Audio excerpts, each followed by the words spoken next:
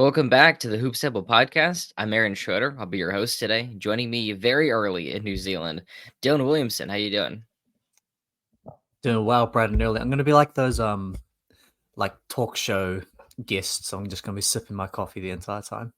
Or is it the host? It's the host, right? That's in an interview and he's just Oh yeah, you could really punctuate your statements with the coffee drink. yeah. Hmm. That adds No, no. adds If, to your persuasive value. if every time you ask a difficult question, I'm gonna be like, and then cook. There you go. So we're doing the top 100 players for next season. Last week or last episode, we did the top 20. We're going to try to make it out to 50 for this episode. But first, just a couple of names to reevaluate, to reestablish our position on. Because I had posted these on TikTok and got mercilessly hammered for them. Starting with Tyrese Halliburton. Now, I'd say the top 7 was pretty consistent. No one really was that upset about it.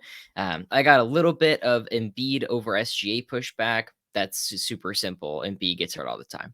We both know Embiid can be better. Will he be actually on the court? At this point, we don't really think so.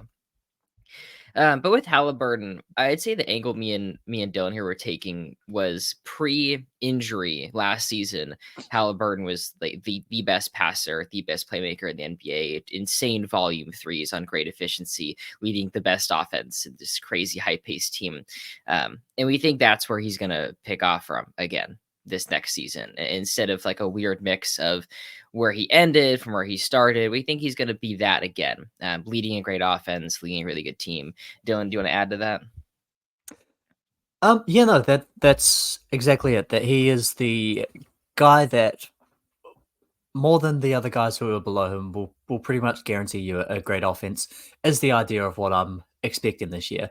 Um, as I was going to sleep last night, I was kind of thinking of the comparison of like almost like a James Harden, Mm, where everything's going to run through him. He's going to put up high scoring on pretty good efficiency, average a whole bunch of assists, and the offense is going to be amazing whenever he's on the floor. And mm. so if we're talking like 2017 James Harden, like that's a top 7 player. Yeah. Hey, 2017 James Harden sound.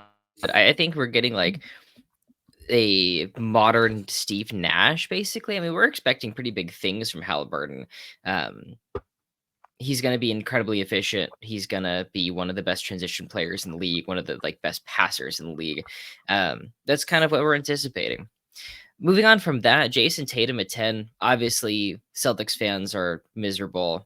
Sorry, Celtics fans. That was uncalled for. Celtics fans don't like it when we don't rank Tatum very high. At 10, I'd say is on the low end. I think his range kind of falls from like 5 to 10. Um, can you add to why we had Tatum 10 and not 5? Um, all the other guys have proven that they can, through them being on the floor, elevate your team. Jason Tatum has proven that he can be a part of very good teams, which is a big thing. We've said he's a top 10 player. We're not saying he's terrible, Mhm. but I don't think that ignoring the context that he's in, that he is quite comparable with the guys that are above him. That outside of this amazing Celtics team with one of the best, you know, rosters in recent memory, Brad Stevens is cooking. That's credit to him. I'm not sure that Jason Tatum elevates a team in the same way that some of the guys above him do. And has had good playoff runs, I suppose, in the past, but has also had Yeah. mediocre series. I think the big thing is we saw Tatum throughout this playoff run basically start series like shit. He started the Heat, like the whole Heat series, he shot poorly. He opened Cleveland up shooting really poorly. Um, in against Indiana, he closed shooting kind of poorly and then opened the Dallas series again shooting really poorly. And in the past, the Boston just loses those. They just lose those games, and it's Tatum's fault. And we have a realistic conversation about what he is. But now he has such an overwhelming team around him that they just rolled in those games. They just won anyways, and so you don't get any of the negatives to him actually playing poorly. Okay, the next thing was Kawhi and LeBron. A lot on that. I essentially just said Kawhi is not 40. He was better last year, and that should just continue. There's really nothing I anticipate. I think the Olympics did LeBron a bunch of favors. I think that Kawhi getting hurt obviously is always an issue, but um, I mean, he just was better last season, and I anticipate. I don't think LeBron's gonna. Do you think LeBron's gonna change his game in year 22 to somehow be more impactful? Yeah, no chance. And it is interesting that people are like so emphatic that LeBron was better than Kawhi. Like I imagine it's probably just reputation riding at It's this just point. But reputation. you know, in your response video, you had all the numbers, and you're like, yeah, this is better than LeBron in every single way. And it's not like the Clippers team that was around him was like, you know, so dramatically better. It's not like, you know, Terrence Mann and Zubats are so dramatically better than, you know, Austin Reeves and Rui Hachimura. Um, and you know, statistically, Kawhi was able to bring that team up to a top like 5 level of offense when he was on the floor, and is a better defender, probably still than LeBron, but more efficient scorer. And so, you know, he was better last year. Yes, he's probably less likely to finish a season. But you know, we made the analogy of, well, with LeBron, he's not good enough to get you into a high seed, and so you're going to be going through the play-in. And Mhm. so, what are your odds of winning a championship out of the play-in? About the same as the odds that Kawhi finishes a season healthy. Essentially.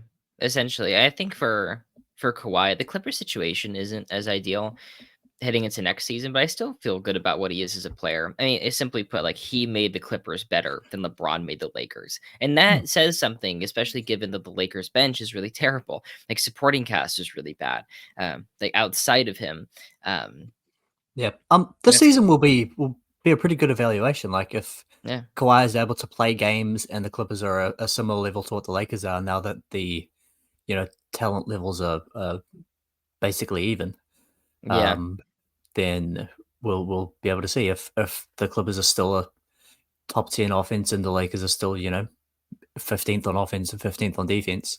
Um, then Which they will be. yeah, Which they will which be. we're I had penciling to in. Then it's you know it's going to make a pretty compelling case again. I can't wait for our standings predictions because I think I Mm, got them. I think I got them right. And it's not that I like them. I think I got all of them right exactly. Like that's exactly how many wins each team will get. And I'm fairly high on the Clippers, I guess, compared to other standards. I think they'll mm. still be pretty good. Okay. The next guy was Anthony Davis. Just came with the Lakers. The last guy I really felt pushback on. Um, I want to comment on his offense, especially where his offense is heading. Anthony Davis cannot shoot. Like he can't shoot if he doesn't take threes and he doesn't make them either. On top of that, he doesn't take long twos and he doesn't make them either. He's still a leader on the basket. He's a very good post player. Like you get the ball to him around the rim and he's finishing. The spacing is disaster though. Domantas Sabonis, I think since 2020 has made twice as many 3 pointers. Like and you give me and the Sabonis doesn't even look at the basket. Yeah, like he literally looks away. And so that's like the kind of like since that 20 magical 2020 run where he like was moving so fluidly and could shoot the ball all of a sudden, that's just gone. And so like I want to say not only is it bad, it's getting worse. Like I don't think his shooting is gonna age well. And at that point, it's like this guy cannot even take them. So his offensive impact is limited pretty heavily by that. Yeah, like there's sort of this misunderstanding of what Anthony Davis is, probably on both ends. You know, people think he's like Kevin Durant on offense and Rudy Gobert on defense. But he's like on both of those a tier or two down in terms of impact. He's not a one man defensive anchor that's going to guarantee a good defense because the Lakers were mediocre even when he was in the game last year. And he's you know an absolutely a complementary offensive player. He's absolutely not a number one option, which everyone above him is. Um, and so you know he's a solid number two offensively, not a guaranteed number one on defense. Um, so he's a really good two way player, but not elite on. Well, I mean, compared to I guess the rest of the league, he is Yeah. elite on defense, but he's you know there are levels to this. There's Having levels him to it. alone doesn't guarantee a great defense. It's the rim protection numbers you mentioned last pod, where he is a good rim protector, and I do think he deters a lot of shots. Um, Yeah. you hate it or love it, like he doesn't prevent other teams from scoring when he's around the basket, like just percentage wise. Um, I'll read the top 20 and then we'll keep it moving. So we had Jokic, Giannis, Luca, SGA, and Beat at 5, Kevin Durant, Jalen Brunson, Halliburton, Steph Curry, Tatum at 10, Wembanyama, Kawhi, LeBron, Devin Booker, Anthony Edwards, Anthony Davis, Donovan Mitchell, Ja Morant, Jimmy Butler, De'Aaron Fox at number 20. Where would you like to go for a beautiful number 21? I think 21 and 22 have to be locks at Paul George and Kyrie. Okay. If you're happy with that, you pushed back a little bit on Paul George last week, Yeah, but just still, a bit. uh, elite high level finisher, still a positive defender, still a positive playmaker, statistical evidence of elevating an offense, and also the versatility, like can play on the ball, can play off the ball, can play 2 through 4, can guard 2 through 4, fit in with anyone. Mhm. I still think that's a very valuable player.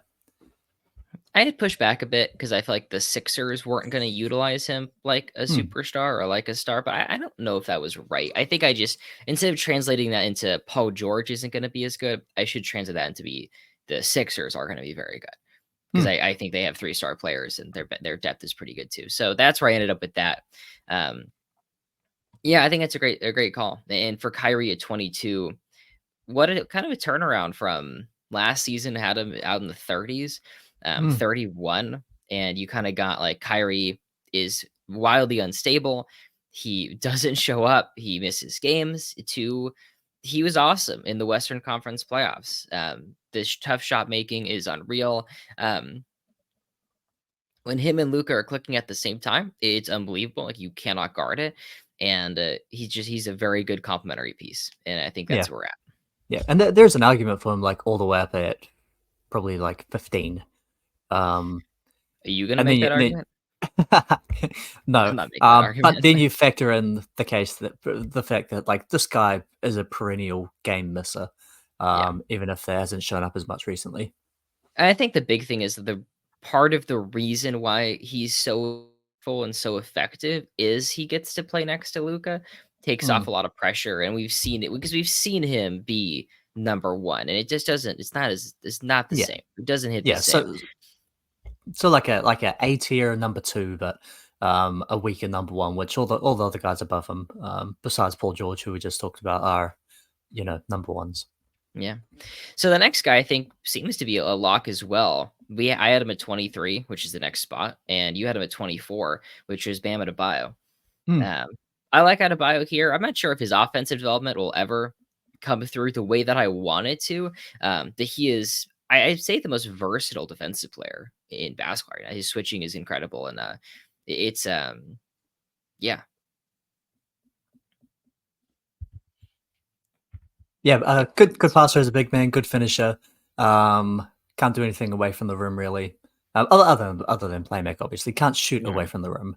Yeah. Um, and yeah, like the most probably versatile defender in the NBA. How do you feel about the Heat this season? Just to touch on that, is this still going to be like 44 wins, 45 wins? I can't see the way it's much different, right? Like I feel like Yeah. they've got a pretty solid floor and ceiling. Yeah. I think we're kind of locked in there. And you feel good about Mm. Bam at 23? Um, in theory, not so much because I'm like not quite like maybe the top tier of defender. Yeah. Not like a clear three on offense. Mhm. But the way that it shakes out, offensive and defensive value, in Yeah. aggregate here, And he probably clears was everyone else. scoring pretty well last season. I'll pull that Hmm. up really quickly. And while like the whole league was, um, he was still 19 points a game, 10 rebounds, 4 assists. His efficiency is really good. Hits his free throws. I mean, he took more threes than he ever had last season. Hit 36% of them on 42 attempts. I'll count it, right? I'll count it. I'm sure he's already posted some off-season video of him hitting threes, and it's like a Bam Adebayo hits threes this season. But he's made There's one attempt every five two straight games. 5 straight all defensive teams. He was 3rd defensive player of the year voting last season. Hmm. I'm all into it. Um, Yeah. all right. The next guy you have is Gobert. I didn't have Gobert for just a little bit. Um, I have to mention Domantas Sabonis because it's kind of where I had him.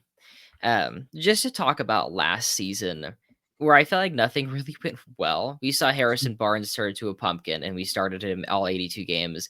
Kevin Herter dropped off the face of the earth. De'Aaron Fox had this like ankle, like shoulder thing, and wasn't the same.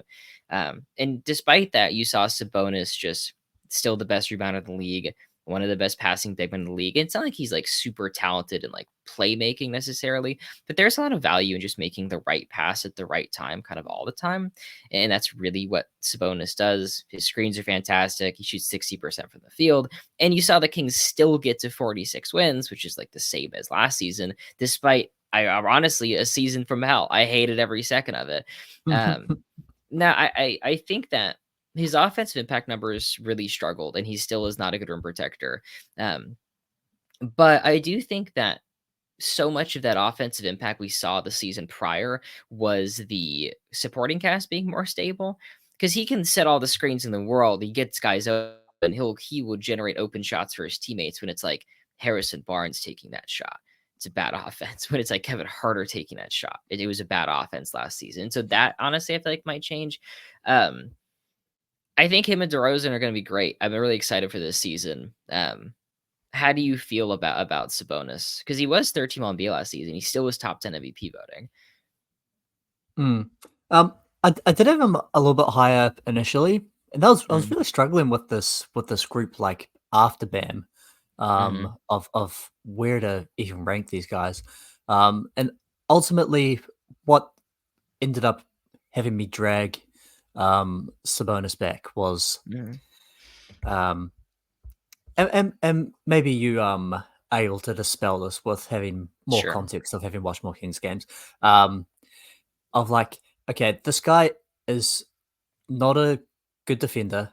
Mhm. You will struggle to get above league average in defense when he's on your team.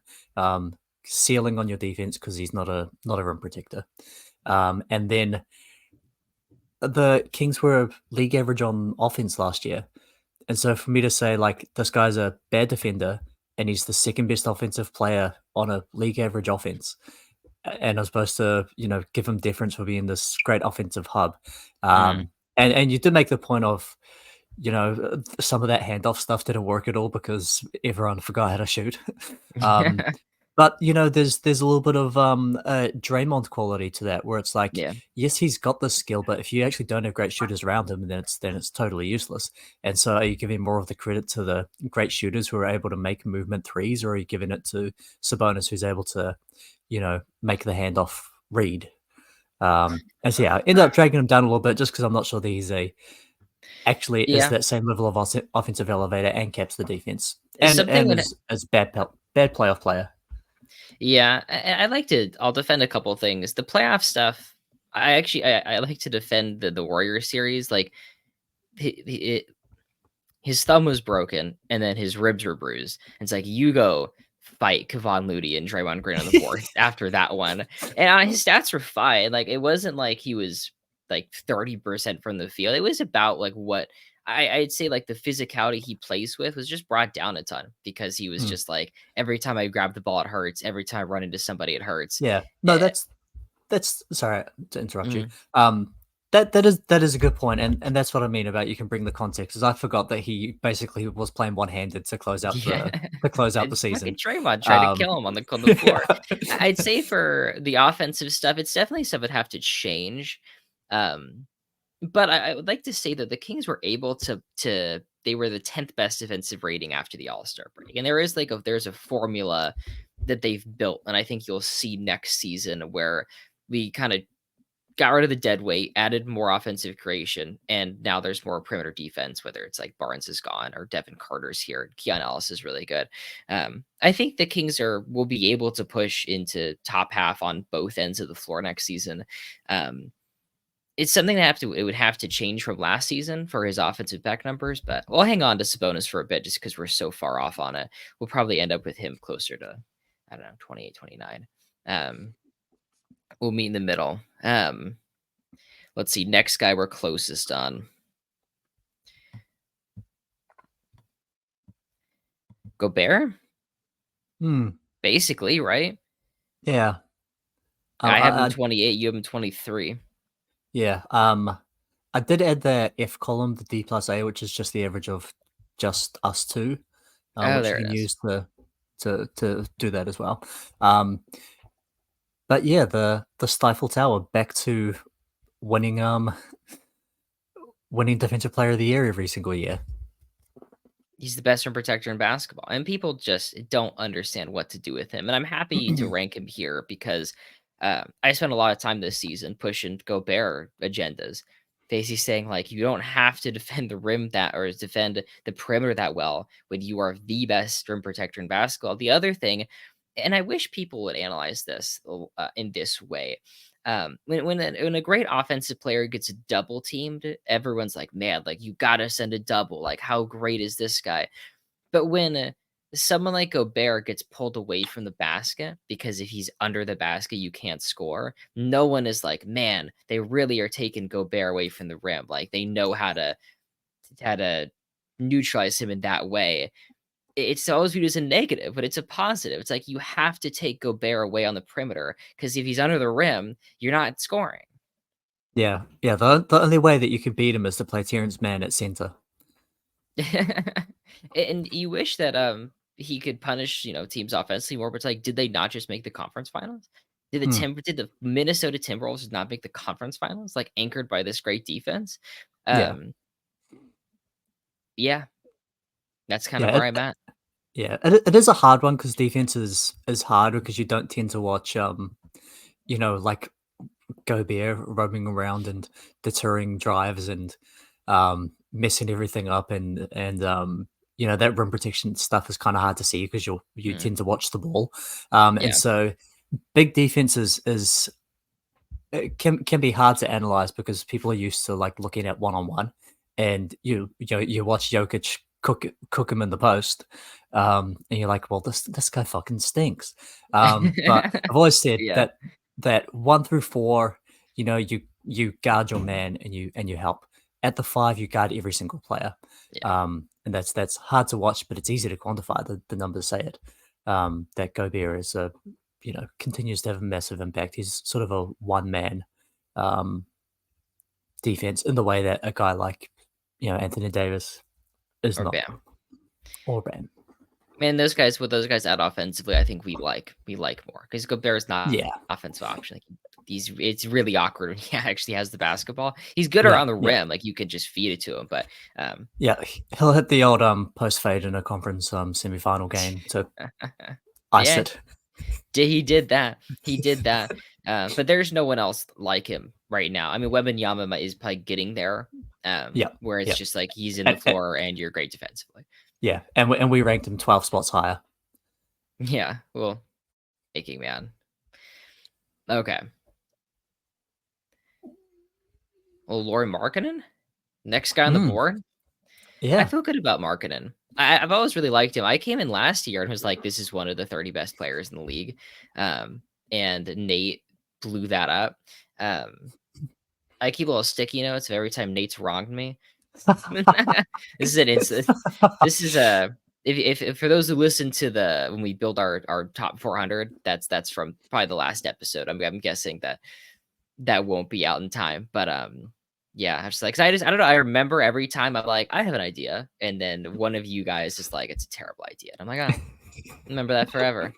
yeah, But Laurie Markkinen is gonna like has ruined the Jazz tank for years now. They're gonna play him to yeah, start the half season. They're gonna be like close to 500. Everyone's gonna be like, wow, are the Jazz back? And then as soon as they pull the plug on him, they're the worst team in the league.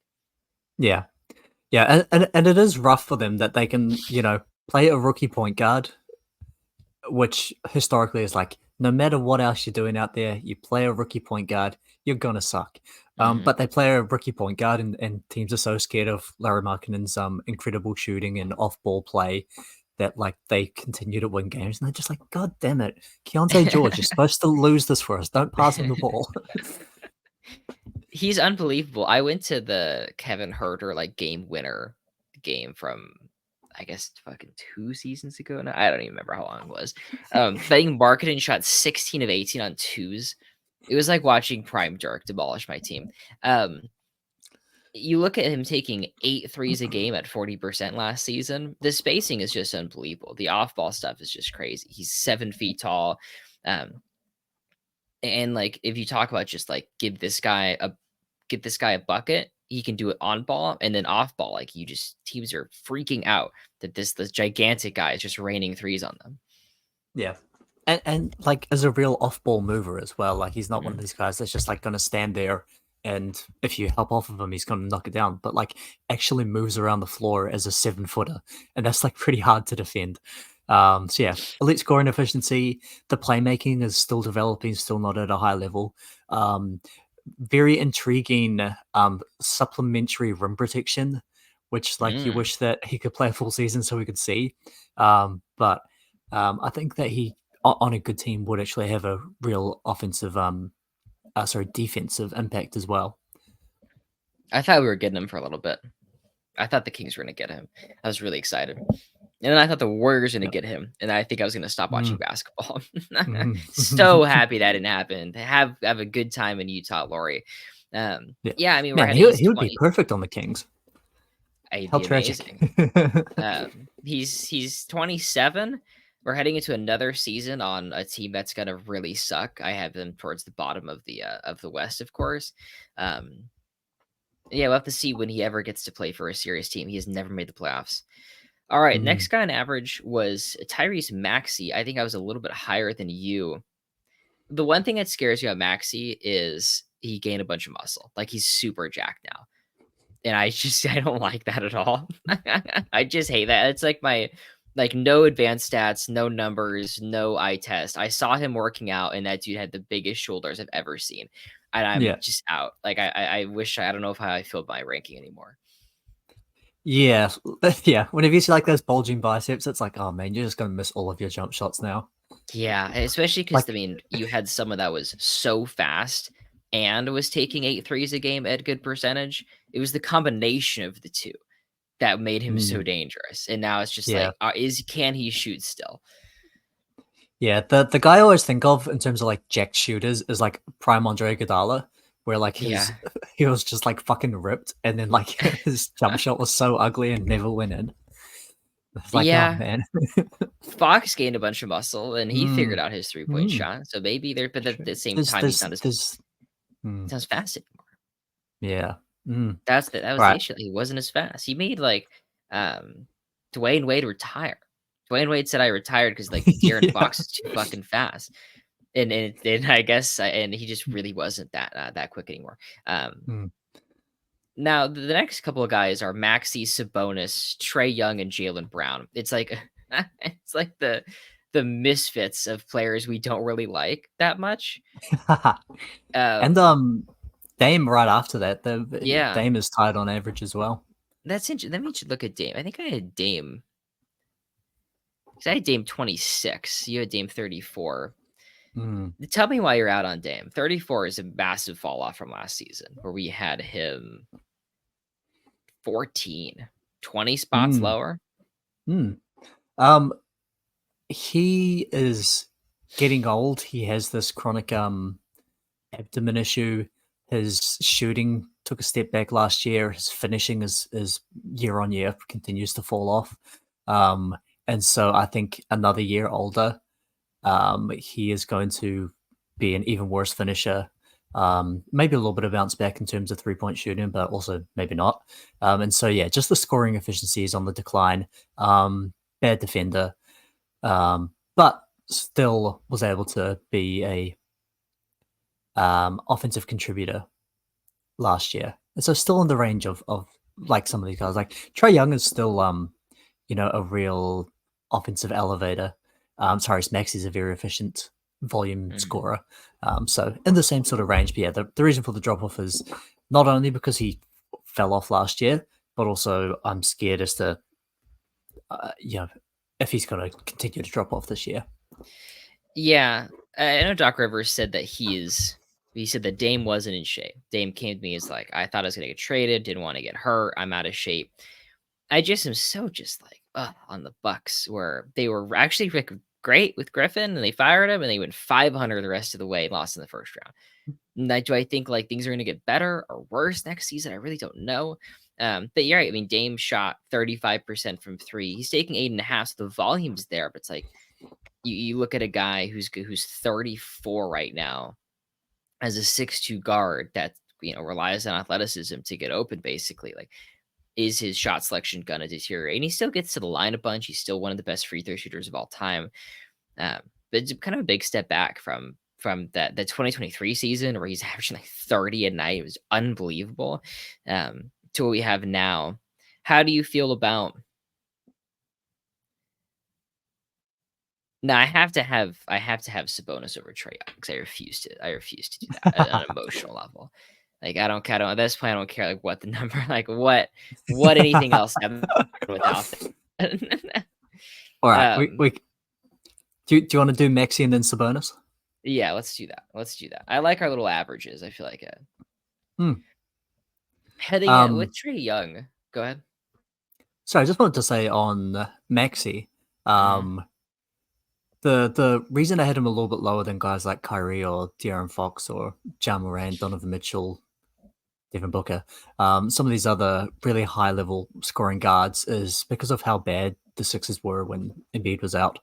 Mhm. Where I'm just not sure that Maxi as a number one option is a really great player. Whereas number two, very very solid complementary player. Yeah. No, absolutely. And the Sixers really struggle without Embiid. And that's I think that goes to show how great Embiid was. But check us out. 3 Sixers in the top 30. Where are you at with them? Are they winning 60 games? uh, 60 games combined that all three of those guys play. 60, yeah. I mean, if you say they're this good, we have to have them. I think I had them at 55 wins. 55 Mm, wins. yeah, they'll be. I've been on it.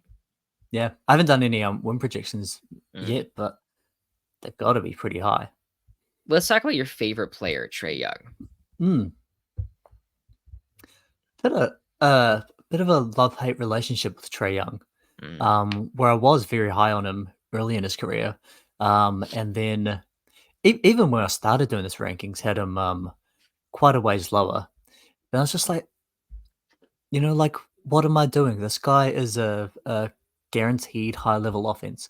Like when he is on the floor, he is going to elevate your offense. He's going to shoot these crazy threes in space, and is one of the best passers in the league.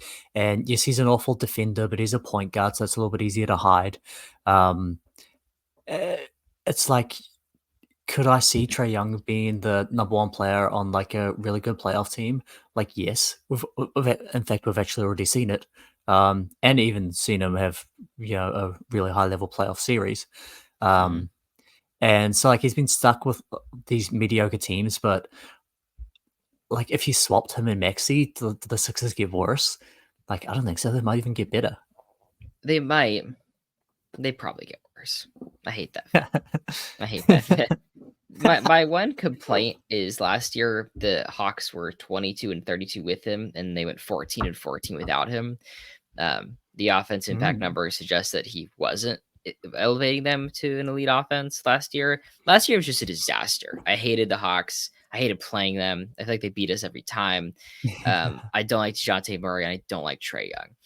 But outside of my personal biases, you're getting crazy volume 3-point shooting. He's going to get 10, 11 assists per game.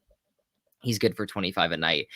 He can just be a whole team's offense. And my issue is what is this Atlanta team right now? Because they're not very good. Like this is a team that's going to win between 30 and 40 games.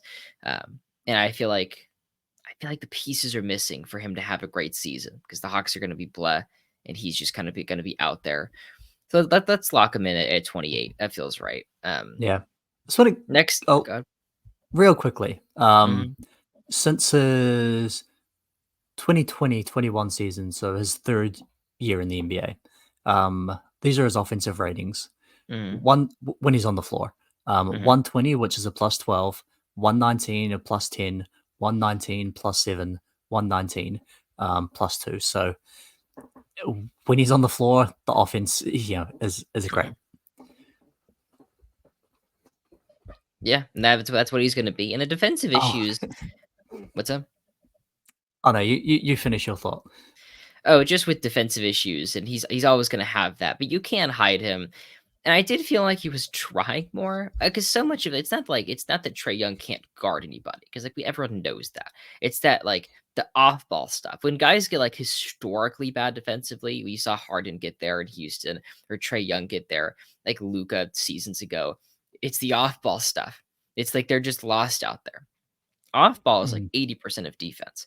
Just can you like rotations, where are you going, paying attention, being active. That's why like Steph Curry, who, like, equally can't guard anybody, is an average defender, because he's always active off ball and he's very smart in that regard. But what do you mm.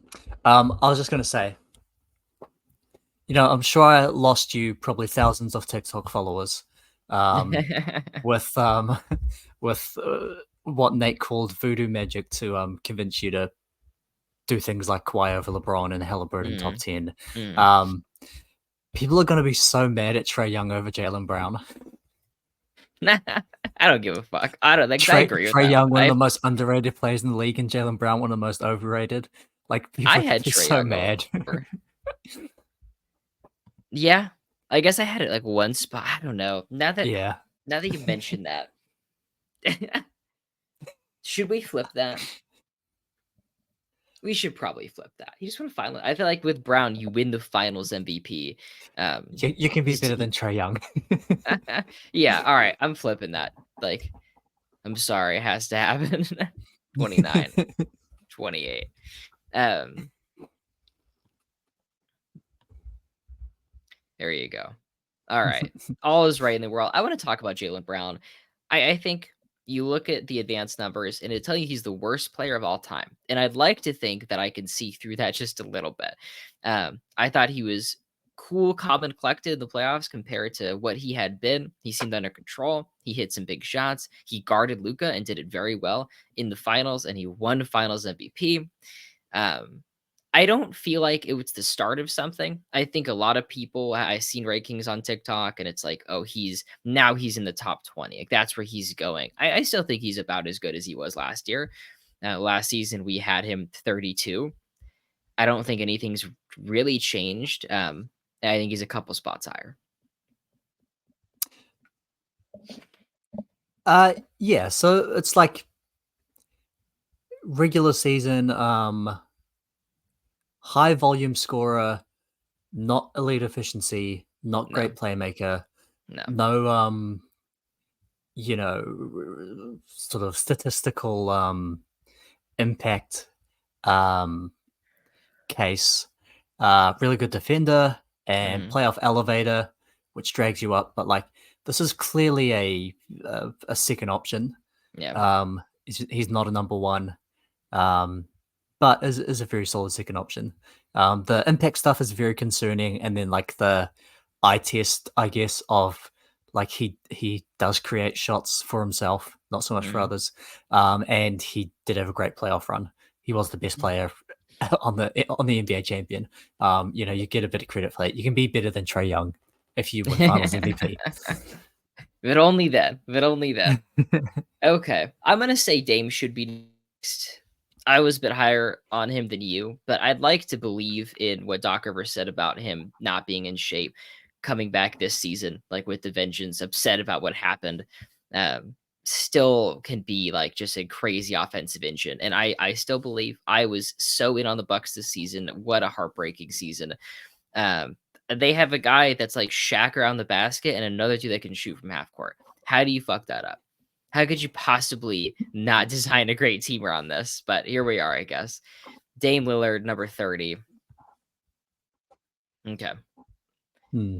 Who's Nope. next to you?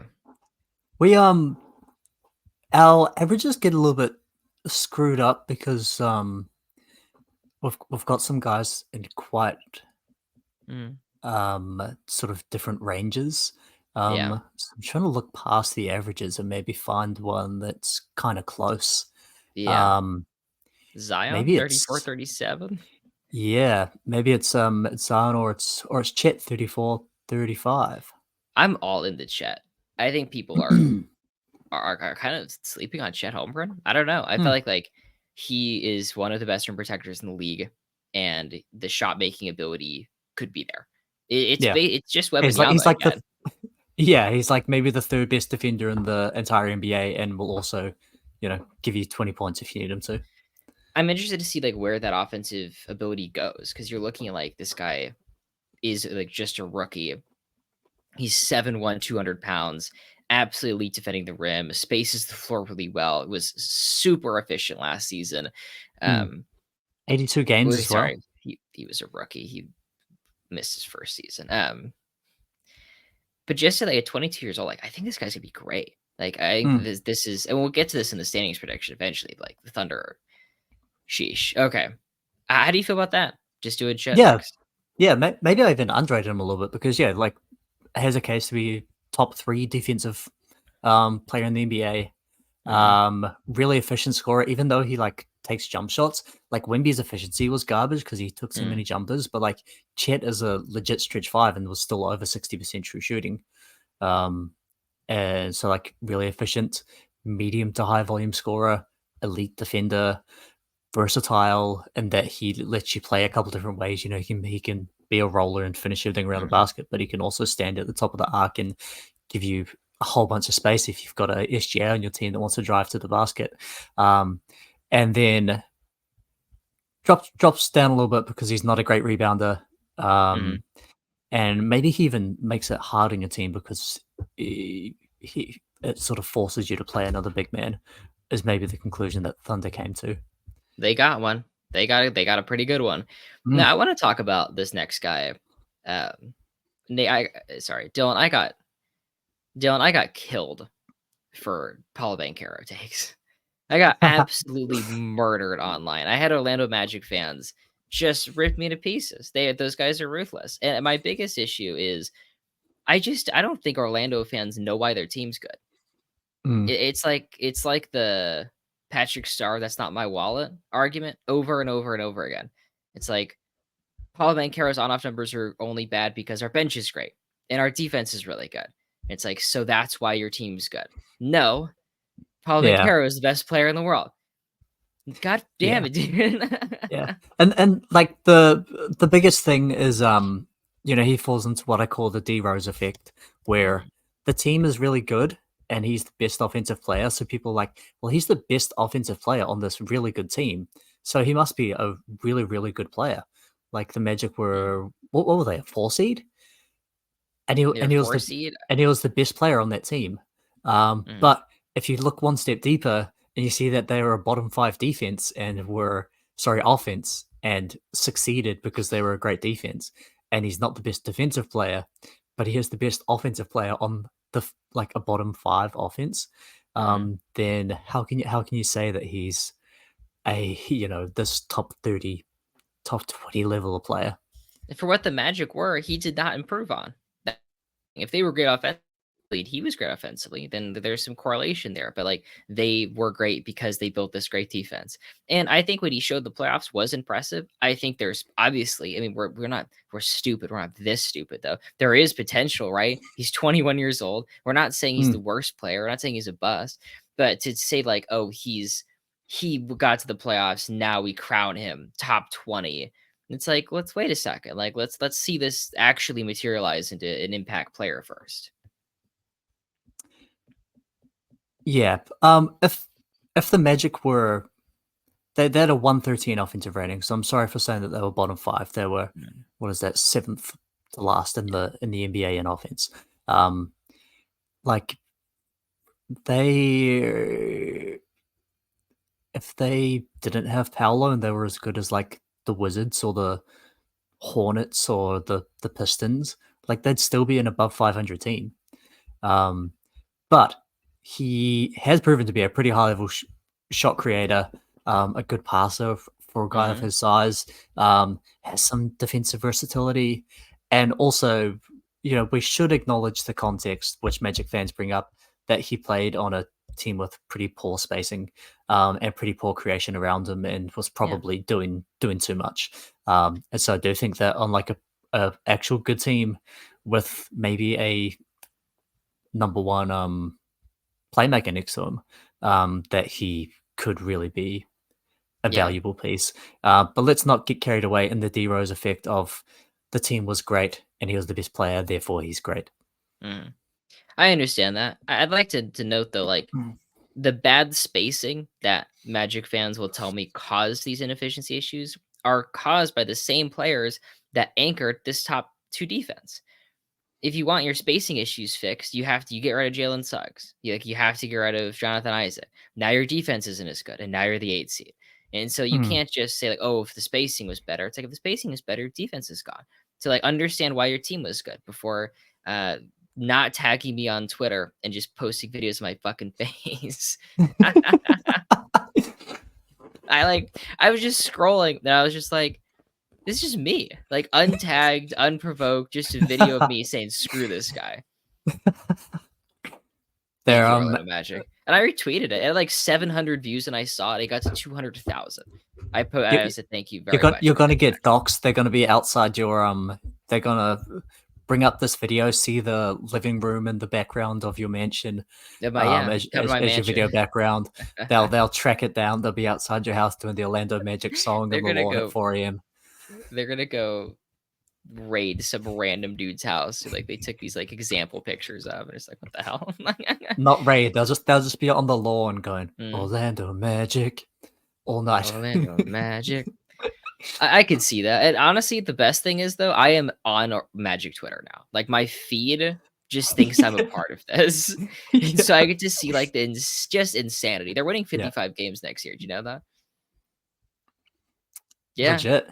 yeah. That's coming. That's the next logical step. They're making the conference finals. That's a. Mm. I just say it's like they're not like big accounts. It's just like reasonable predictions for next season, guys. What do you got? They're like 55 wins in the conference finals. I'm like, how about 45 in a first round exit? All right. Okay. The next couple of guys on our board were by average KCP Kristaps next. KCP. I saw one that's like KCP's like a top. It was like top 5 shooting guard in the Eastern Conference. Anyways, okay. We had Kristaps, Jalen Williams, and Jared Jackson Jr. by average. The next guy is like kind of close that were like more similar on was Zion. I'm kind of into Zion because I'd hate to be off on this, right? I'd hate to be like wrong. I'd hate to finally miss the Zion train. Like, what if it leaves the station this year? Yeah, yeah. Yeah, it's like we've been sitting there waiting for the Zion train, and you don't want to like, you know, leave the station just before it arrives. We've been waiting for Zion to be this even top 15 level of player I've had him as in the past. Um, where like he is this insane offensive player when he's playing and he's playing well. He wasn't that good last year. That's like my biggest concern is Mm. he was healthy last year, and he's just like he's really fat, dude. I hate to say it like that bluntly. He dealt with weight issues, and it's a whole different game because you see him like 2021. It's like 27 points a night on 61% shooting. There's a massive difference between that and 23 a night on 57% shooting, especially given offenses were like just out of control. Like Mm. 2021 Zion averages 30 on 65% shooting last season with the way offenses were rolling in the regular season. It was unbelievable. You also see him like, not why is he not rebounding as much? Like, what's going on here? It's just I don't. I feel like I am lower on Zion because of actually how he played last season than if he just missed a bunch of games again. Yeah. Yeah, no, You wanna- and I did say, he's this level player if he plays and if he plays well. And last year he didn't play well, had a bit of a Paolo syndrome where the Pelicans bench was better than lineups with him on it were. They were better when they went to Trey Murray and Jose Alvarado than him and Brandon Ingram. Um, and but I do think that that high level of he's already shown a couple seasons ago that he can be the number one player on a really good offense. Mhm. Um, and he played poorly last year. He hasn't got anything away from the rim, like the 3-pointer, nothing. Mid range game, nope. Even the floater game is not there. All he can do really is score at the rim. But he does it so well that I still kind of feel like there is still that potential there for him to be a number one player on a good offense, which no one else around this range can really be. Hey, let's lock him in then. I think you're onto something. The stuff around the basket is just insane. Honestly, like, go back and watch like the Duke highlights. It's like watching an alien. Like I don't know where that guy went. Probably the greatest athlete I've ever seen. I mean, seriously, like for him to be that size, jumping like that, the way he was blocking 3-pointers and 360 dunks, it's like this is the most athletic, like big dude in the world ever. This is Mm. insanity. And it's still good. He's gonna go out there and throw down a 360 dunk in warm-ups, and it's like, whoa, is Zion back? Nothing looks like he did in college. It's Mm. not even close. It's half as explosive. Um, Yeah, and with like his body type and his game, he could just be a guy that is like past his physical prime in his 5th year in the NBA. at Like, 24. he might be, like, on the decline. I do think that he's gonna be a guy with a Yeesh. with a earlier peak because of the way that he plays and the issues that he has. He And peaked so, at age in 18. I mean, Yeah, I for a guess when guy who's you're so reliant 6'6", on athleticism, 280. like, the thing that he does is be like a overwhelming physical presence, but it's not because of like he's not Giannis with a Mm, 7'8" wingspan and he's 7 feet tall. Like he's a smaller guy who's really heavy, but was really explosive. And if that explosiveness drops off, then the effectiveness drops off. But for now, we'll give him some deference. yeah. We'll be believers. I think the next guy I want is Kristaps. You were pretty high on him. I had him 35th. You had him 27th. Part of the reason I had him 35th was the injury. Like he wasn't going Hmm, to start the season. He's going to miss some time. I don't know if I want to factor that in as much, um, given that I think we've already kind of factored that in. And he's going to yeah, be one of the best rim protectors. He's going to be hyper efficient around the basket. He's going to space the floor at the same time. Like, how many guys in the league are going to shoot like he does around the rim and can take 35 footers that like are pretty effective? yeah, and can anchor a elite defense. Like, he might be the only one. Basically, it's like him and Embiid. Like Yeah. it's you That's why saw he's the him. unicorn, man. Yeah, you saw him miss. It's so interesting to see his career develop like into this like super skinny athletic guy. All of a sudden, like these injuries pop up, and he just like redefines himself. It's like, what if I'm like bigger and stronger than everybody, and like can Mm, anchor these great defenses instead of like this. I don't even know how to describe it. Instead of it's like more like Zydrunas Ilgauskas than Kevin Durant. Like he went totally the other direction. Okay, so tell me about Jalen Williams. You had him 25th. mm. Um, Part of this exercise is not only analyzing what happened last year, but looking forward into what's gonna happen this year. Um, and, like, who Jalen Williams was a moderately high volume guy, who was able to score with very good efficiency, was a good passer already, despite being a young guy, and was a really good defender. And as we look forward to another season of growth, that elite finishing, the jump shot becoming more consistent, the playmaking taking another step, and elite defense, like that's a guy that I want on my team.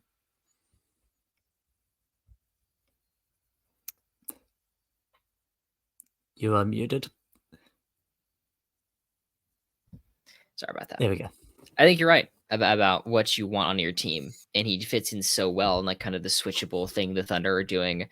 Um, I kind of feel like I would want Paulo over him, and Hmm. and I think about those guys like flipped. Like, what if you had the greatest? What if you're the one seed, like the best supporting cast compared to, I guess, Hmm. what you're doing? If I had like Jalen Williams first option, he's probably doing this probably about the same thing. And I can't handle it anymore. Please, they know my home address. Or they know someone's home address where They his have my they mansion have that is my in the background. they know my parents' names. They have my family. They're looking for me. They're gonna buy How, your social security number on the black market and so, can we do can we do Paulo then yeah, let's do Jalen? it. All right.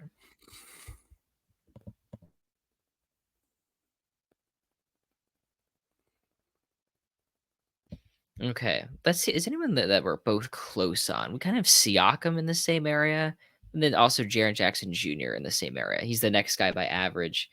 Um, Grizzlies season was a disaster. He's still one of the best rim protectors in the league and Mm. spaces the floor with that fucking weird ass jump shot that like scares me every time. But it goes in, man. That stuff goes in.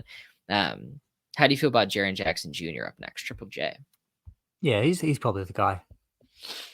Tell me about Um, Positive offensive player, defensive anchor, really bad rebounder, so provides some team building difficulties, which is why he's not in the low 30s, high 20s, despite his defensive impact. Like they're probably going to have to play Zach Edey next to him, which is going to mess them up a little bit it. because he doesn't know how to box out. Yeah, he doesn't know how to box out. I like the Grizzlies. That's not true. I don't like the Grizzlies. I don't think they're gonna be that good Yeah, this season. yeah. Their I depth like is really Edie. questionable. I was looking at them yesterday. It's tricky. You part of you wants to just say like, oh, they're just gonna take where they left off. They're gonna be a 50-win team like when Ja came back. I don't think so. I think Yeah, the West like is they don't have brutal. Dylan Brooks, they don't have Steven Adams, they don't have Tyus Yeah, Jones. All those guys were like really important reasons for them succeeding. It wasn't yeah. just Now it's Ja like being a top 10 player. Marcus Smart, Zach Edey. Like, yeah, Yeah, GG they got Jackson like got. discount versions of all of those guys. Like Marcus Smart is worse than Dylan Brooks at this point in his Yeah, career. Zach Edey is like a, you know, Kmart Steven Adams. I never. How do you feel about Edey? Um, I think he is going to provide some value in that he is massive and is going to like do the things that Jaren can't do in terms of like Mhm, be a interior presence, um, grab every single rebound, not let anyone else grab any rebounds, which is a more mhm, important part of rebounding. mhm, Um, like he's going to be pretty slow, but in a drop coverage, I think he can succeed on just like verticality. He Yeah, I was actually reading a scouting report on him yesterday. Um, Funny enough, and one of the things that they brought up is that like even though he's had these mobility issues, like he still didn't foul. Normally, guys that mhm, are more on that build end up fouling a lot. But he like was confident in his size to just like play with verticality. And so I think it's going to be like a positive interior defender, even though he's going to be slow. He's going to absolutely play drop coverage. He's going to take up a lot of space on the interior finish when he's around the hoop. And more importantly, I think he's going to be a really good screen setter for Jar. We saw that Steven Adams was a big, crutch for him, that he was able to get separation with those great screens from Steven Adams. I think Zach Edey's going to be a very good screener. And so I think like he actually is a very good fit for this Grizzlies team. I love it. That's some in-depth Edey analysis, and I've always really liked him. I feel like he is. There's two pieces. One, he's gigantic, and I feel like he will have defensive value because of that. The other piece was he can punish guys offensively. Like you can't go. You cannot play Terrence Mann at center. Like he's scoring on Yeah. on that. Yeah. It's really interesting. I'm rooting for him. I like. I can't believe the Grizzlies took him as high as they did, but I'm still interested. Okay, so looking at our averages, the next guy we have some guys that are pretty far apart on. The next guy that we're Hmm. like close, we both think is around this range is actually Pascal Siakam. Um, Pacers traded from last season. He's basically just this like efficient, hyper versatile power forward. He handles the ball, he play makes well, he's a solid rebounder. Do you have Hmm. anything to add on Siakam? I feel like it's like not that I'm bored of Pascal Siakam. It's the first thing I've seen so far. I'm like, I actually don't really have much to say. Like, I feel like it's the Yeah, same yeah, formula for years. yeah.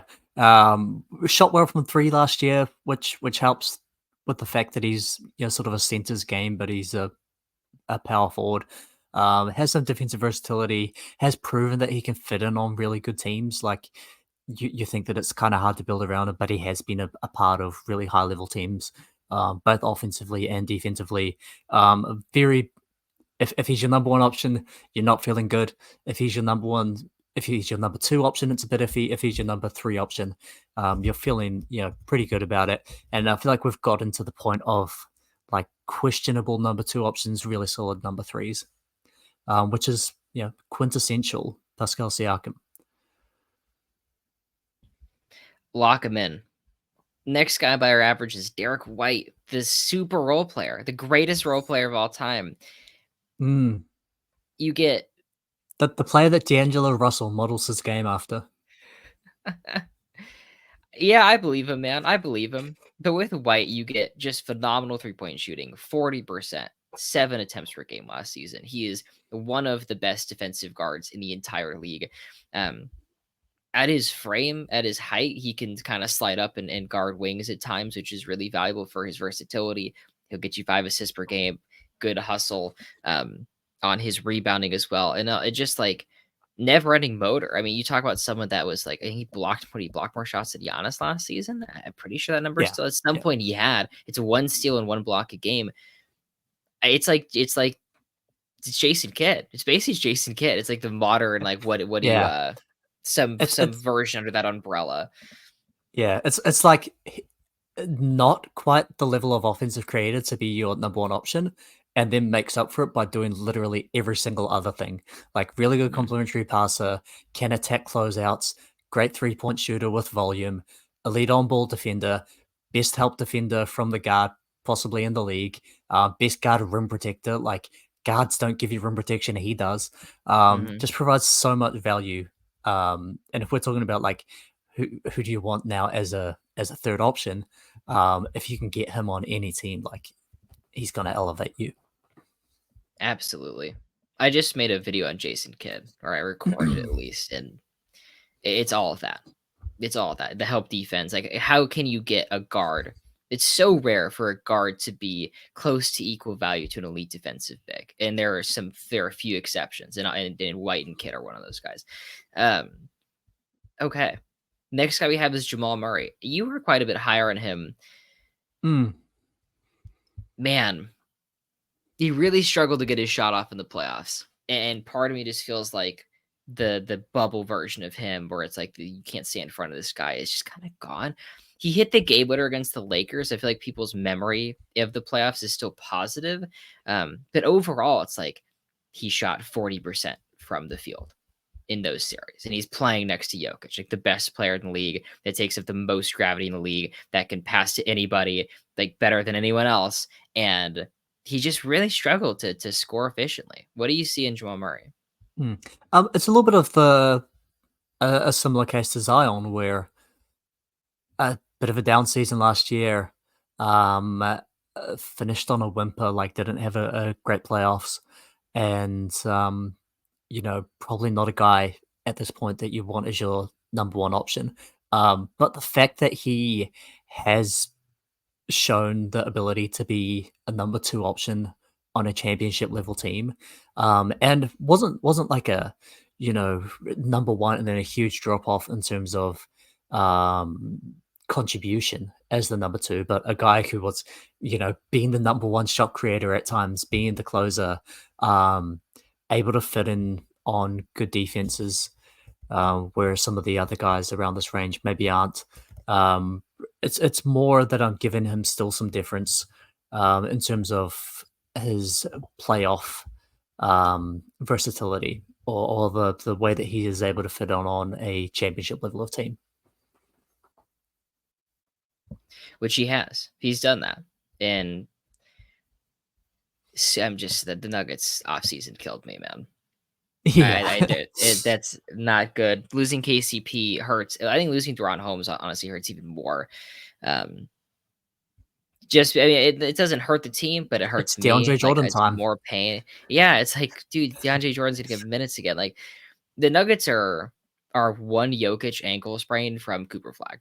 It's like we're in hell with that that roster depth. So I guess we'll see where that goes. I still like Jokic is an automatic 47 wins, and you go up from there. Hmm. But it's super interesting to But they're see. not going up very much. Okay, so we're kind of off in the deep end. I have Scotty Barnes 29th, and you have him 48th. So Yeah. not sure if we're ready for that one. I like Point Scotty, dude. I think like he was really efficient last year. He shot the ball pretty well on mostly just like spot up shots. He's a good defensive player. He can basically play all five positions and guard all five positions. Um, I think there's an upside swing there. Why don't you like Scotty Barnes quickly?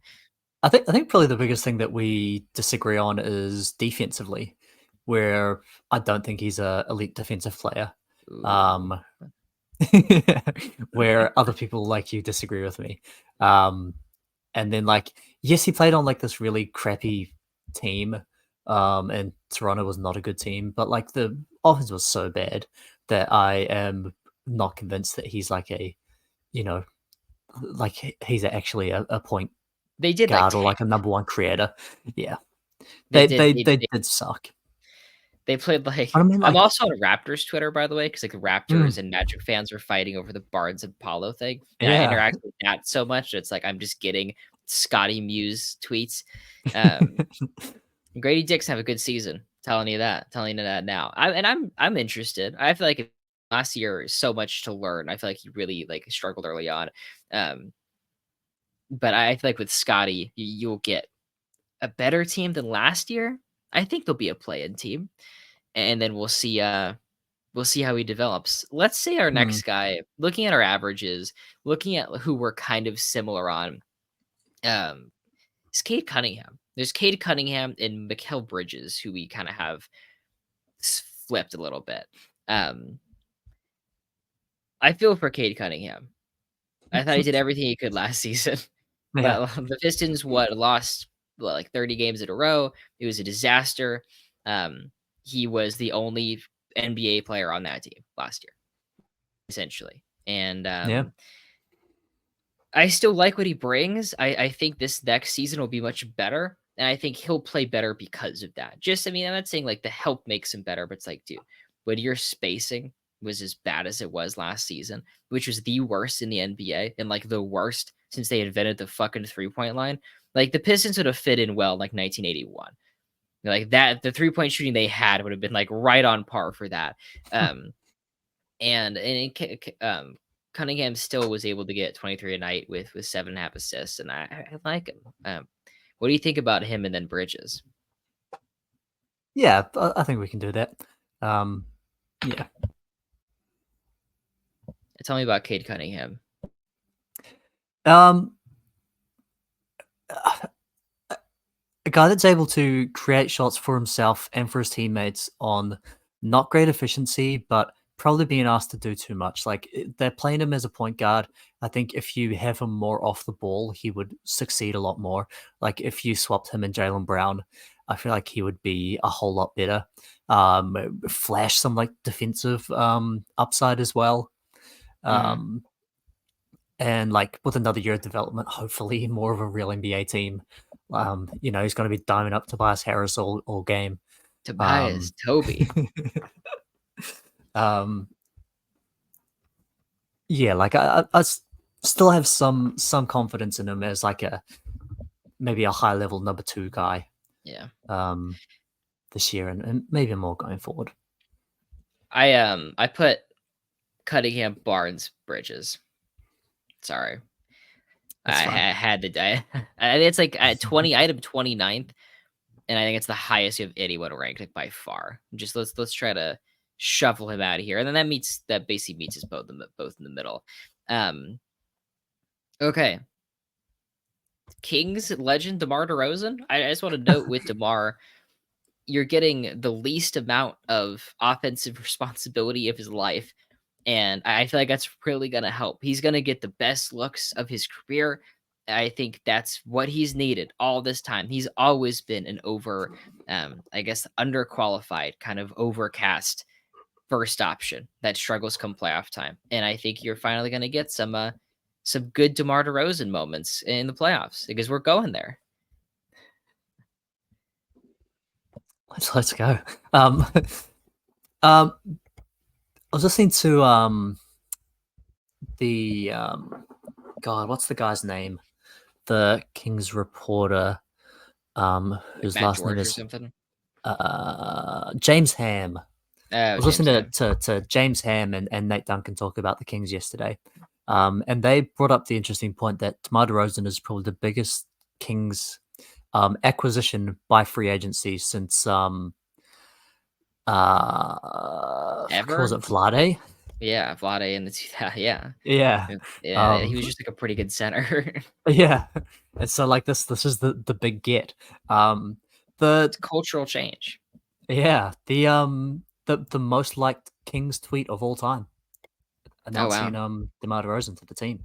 That was such an Um, unbelievable to follow that, to be like, I don't want DeMar DeRozan, to be like, holy shit, guys, like DeMar DeRozan wants to like play for yeah, Sacramento. Like how yeah, could like this um, is like never happened in the history. It totally changed for the first time ever. Players want to play in Sacramento and they're gonna mm, be pretty good. It's never yeah, happened before. yeah. It's like the 2010s Clippers thing where like Chris Paul's like, yeah, I want to play for the Clippers. It's like, what? Yeah. You want to come? um, you're All a right. couple years away from getting Kawhi Leonard. Um, can, the Speaking of the obviously, Clippers, yeah. Oh, you want to speak of the Clippers? Let's go. Um, so positives of them are really good creator for himself. Um, in San Antonio, where he was asked to do more passing, was able to show that actually he is a really good he actually can be a really high level playmaker, Mhm. like almost a point guard. One of the best fourth quarter players. Like when it comes down to game time and you need a bucket, like he is one of the best players almost every year in Mhm. terms of fourth quarter scoring. Um, Concerns over him, still a negative defender. That is mitigated somewhat because he's athletic, so guys don't try to attack him. Like you look at him, you're like, oh yeah, that's the kind of guy that would be able to defend, and so guys don't go at him. Um, and then obviously doesn't shoot any threes, which hurts your offense. Um, will struggle to play off the ball, which is what gives me a little bit more concern about the Kings team. Um, so I was surprised that I had him this high, but like the fact is that he still is a really good creator. He's great on ball. I think the translation to off ball is gonna be the key. And now you aren't obviously you don't follow King's Instagram. You don't see him working on his handoffs to Sabonis. They're posting videos, man. They're Yeah, working on it. and Sabonis is a good player for handoffs with him too because if you run that with most other centers, like it's pretty easy. You just like go under and you switch. Mhm. Um, but like you can't switch wings onto Sabonis. Like any mismatch, size mismatch, like Sabonis is like, let's fucking go. He's yeah, I'm really excited. Yeah, can't wait for the next guy. It looks like James Harden. Harden still to this day at the ripe age of 70 is one of the best isolation scorers in the league. He's still one of the best passers in the league. He will make your team good offensively when he's on the floor. Um, that's just where we're at. And while he's getting older and the team is going to be worse than last year, I still feel like that Harden value is there.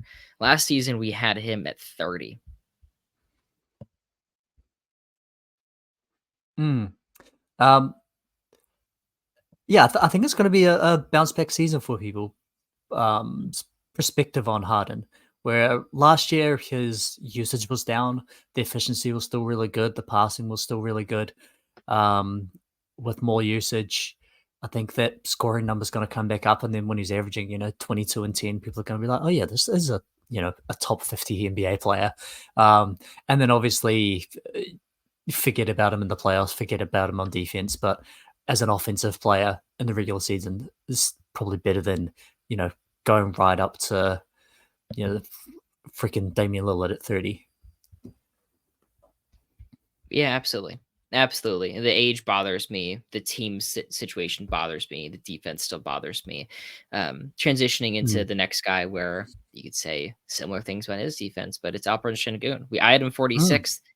You had him 45th. This is the 45th spot. It feels perfect for him. Wonderful. I'm going to fight with Rockets fans all season because I don't think their team's very good. But Şengün is pretty good. He's a very talented passer. I want to see where his development goes. What do you see when you look at him right now? He's like 90% of Sabonis, who we ranked as the what do we have Sabonis 27. Like he's gonna punish a mismatch, score inside. He creates challenges for you that way. Is a really solid passer, good rebounder, and then a mediocre defensive player. But I think a Mhm. guy that is sort of developing into a really high level offensive hub where like you throw him the ball every play and he makes shit happen for you. Yeah, hey man, listen, he's on my dynasty basketball team. Dude's gonna rack up stats. Looking forward to that. Let's go. Um, with Şengün's comparison to Sabonis, I still feel like Sabonis is like it's a difference between the best rebounder and just like a pretty good rebounder. Um, Sabonis is still more efficient. He's unbelievable, like 60% from the field and a ridiculous percentage around the basket. And so there's still some growth to do for Şengün, but I've always liked him. Yeah. And And that's why we're talking top 30 versus top 50. Yeah. Okay, we'll lock him in at 45 there. Why don't you take a look and try to piece together who's next? You had um, Desmond Bain and OG Anunoby, 40 and yeah. 41st. We could probably talk about those. I didn't have them, but looking at it now, it's like I probably would rather have OG than Karl Anthony Towns. And any Yeah, chance, like yeah, come on. we're in this range of like really, really good third options. Desmond Bain could even go a little bit higher as like a, kind of decent to lower end second option. Um, and OG, if he's like your third best player, like you're really fucking happy, because the things that he does well are incredibly valuable. And so like we're talking about third options here, and with guys like Carl Towns or, Drew Holiday. Um, and if I'm choosing third options, how about the guy that's a really good shot creator, efficient shooter, has some positional versatility, can create, can defend a little bit, and Desmond Bain, and the guy that's probably the best, one of the best wing defenders in the league, and also a really efficient shooter in Anunoby. I think I'm all in. The Grizzlies had such a bad season last year that I kind of forget what Desmond Bain even looks like. Yeah, Like, it's I kind of like I think I don't know how much he played. I mean, I stopped watching Grizzlies games in November practically. But with Bain, you get one of the best 3-point shooters in the league, and defensively, he still offers some versatility because he is so stocky. Like he is just yeah, so yeah. built. Yeah, never going to be like that highest level player because he's got like the negative wingspan. But like he's not a guy that you're just going to be able to like run through because he's fucking solid.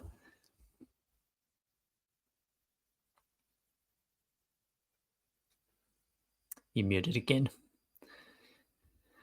My bad. The next guy's OG, and the only issue I have really is injuries. Outside of that, you just get one of the best wing defenders in the league. He can space the floor as well.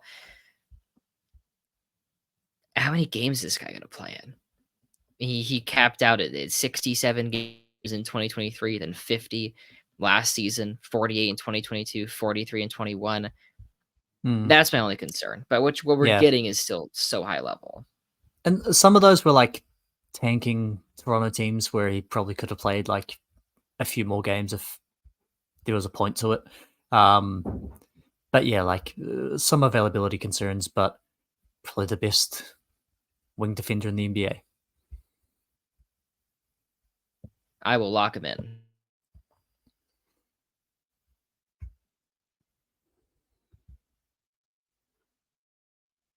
All right, 3 more spots. We have 10 minutes left before Dylan's work starts. We've made it to the finish line, ladies and gentlemen. Our next names are Karl Anthony Towns, Brandon Ingram, and Drew Holiday. Also, some Jared Allen and Draymond Green stuff down below. How are you feeling about these guys?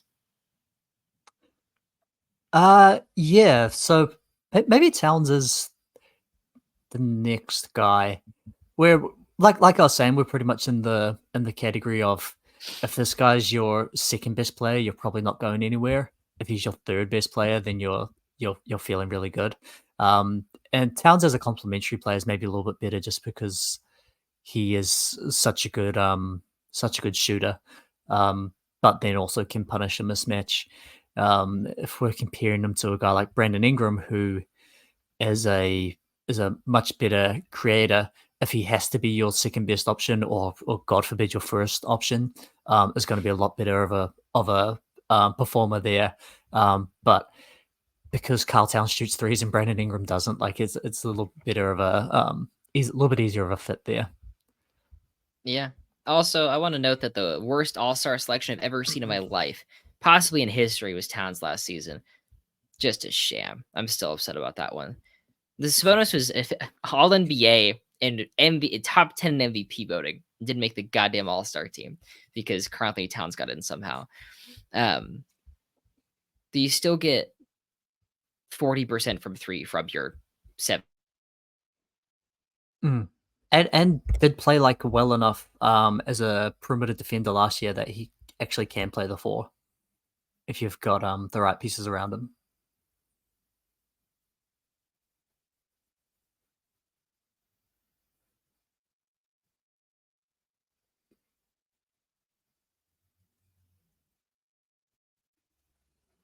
Hey, sorry about that. Where was I? I think I missed it all. If you said anything not about Carl Towns. No, that was about it. I ended at Okay. Towns. We'll leave it there. Wonderful.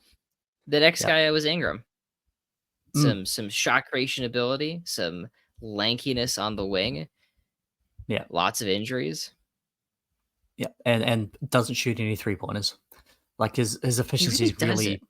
really hampered by the fact that he loves to dribble in. Like he won't just take the 3-point. Um, and you can say that like, well, maybe on like the right team and the right system, he would take those, but just like year after year, he continues to not do that. Shoots them at a really good clip and doesn't take any, and so that drags his efficiency down and his team's offensive efficiency down as well. Yeah. He's still like 20 points, 5 boards, 5 assists. And we Yeah, saw him was yeah, against the big Suns developments a as couple a years ago. playmaker. 2022 against Phoenix, 27 a night, 6 boards, 6 assists on 40% shooting. So we've seen him play well in the playoffs, like against a good team. So I'll count that Mm. for something. I think our last guy should be Drew Holiday, one of the best point guard defenders in the league, champion. Again, Drew Holiday. The champ. I wonder how people are going to feel about that one. Mm. The Celtics stuff is the Celtics discourse is so hard to wrap your head around. I think Holiday around 50 is right. Last season we had him at 33. Now, what do we think changed from last season to this season? Um, I don't think he's the same level of defender that he was. I don't Yeah, think he's the best guard defender in the NBA anymore. he Still was. certainly a positive and still certainly a positive, still versatile. Like he can still guard right up to the three, even though he's like point guard sized in terms of height. And still has some creation ability. Will still knock down open threes, but to the point I think on both ends now where he's still certainly a very good defender, but not in that top tier. And then offensively, maybe more of a you're feeling a little bit more questionable if he's your third best offensive player. Yeah, I love this fit though, because I always said that it's not that the Celtics have 2 top 15 players or something in Tatum and Brown. They don't have a top 5 player in Tatum, but they have 5 top 50 guys. That's the team system they're working with. We nailed Mm. that with Holiday at 50. He's 34 years old. He basically has the lowest responsibility he's ever had in his career. He just goes out there and plays defense and play makes a little bit. Um, I think it fits in well as this caliber of guy. You think of that last Milwaukee season, he was an all-star. He was first team all defense, seventh defensive player of the year voting. So I think 33 seemed right. But he just his role is so tiny, so small, so tiny Mm, that I feel mm. like it's right to put him higher than he is right now. Okay. Well, that's 50. I We like did it. it. Let's go. Dylan, where can the people find you? Every second week on the Hoops Temple podcast, That's even if right. I've got to get up at 5:45 in the morning. The sacrifices Dylan makes for the podcast, unbelievable. And you can find me the same every second week on the Hoops Temple podcast. Also, Possible Chairs on TikTok, Possible Chairs on Twitter, my Cameo, where you can pay me to say Paulo Banchero propaganda, as well as my Patreon, where you can find this list in writing that we just made, as well as other lists as well. Actually, yeah, Orlando Magic fans, if you want to spread Paolo propaganda, don't post Aaron's videos without tagging him on Twitter. Just pay him money to say nice things about your favorite player. That's true. And you know what? Totally would do it. Takes it. It's expensive driving to school every day. So I will say anything about Bankero for $10. Thank you guys. Bye.